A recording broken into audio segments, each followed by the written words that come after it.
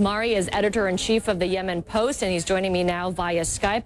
Thanks so much for your time. I want to first ask you what the reaction is amongst the people there in Yemen, and is there concern that this is a new chapter of chaos inside Yemen? It's very worrying and dramatic here in Yemen. This is the first time, Amra, that attacks of this scale takes place in the country or in Yemen.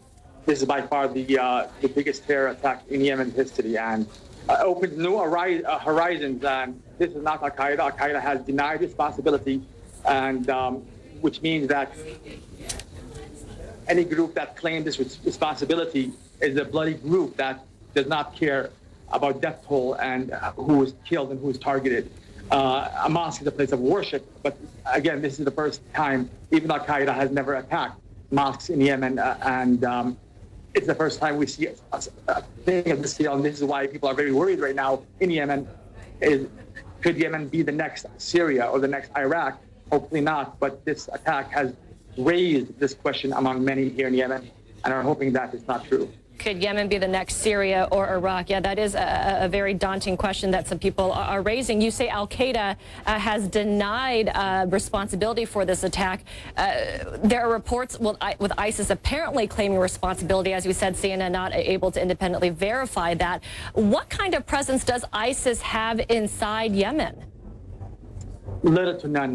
From my experience, there hasn't been anything linked to ISIS in Yemen. That's why Yemenis don't want to believe that it's ISIS and are hoping that these statements are false, because ISIS has no presence in Yemen. Al-Qaeda has been in Yemen for over a decade, but nothing has been linked to ISIS.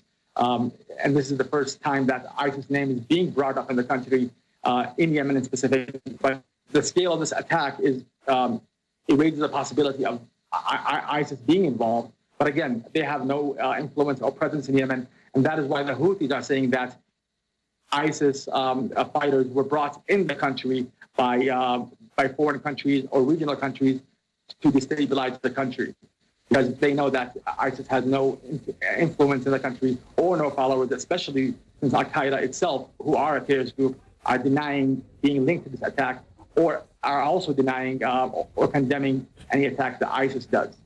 You know, to get some context here, you know, today's violence is happening amidst this backdrop of a political power struggle. There's also some strong sectarian undertones.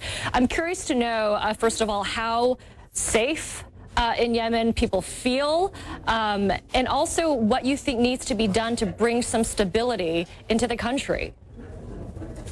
Negotiations and political talks. This is the key to stability of the country. And the problem is right now that Yemen has entered the international political war the proxy war between Saudi and Iran.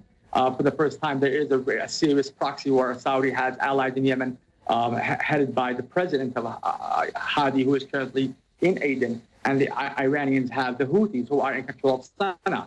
So this proxy war is the reason why these escalations are taking place in Yemen, and are the reason why these attacks are taking place randomly or without expectations. In Sana'a, it's basically safe.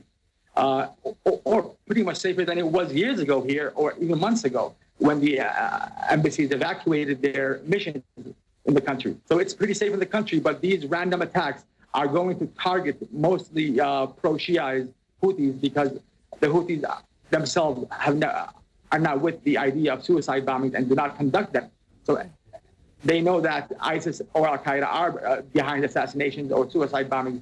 So that sector of the society or of the country are the ones who are really worried that this could escalate the same way it did in other Arab countries. Yeah, you do mention a good point about Iran backing the Houthi rebels, and then you also have Saudi Arabia supporting President Hadi, obviously making it a very concerning situation with the sectarian tensions on the rise. Hakim Almasmari, editor-in-chief of the Yemen Post, thank you so much for your time and your perspective.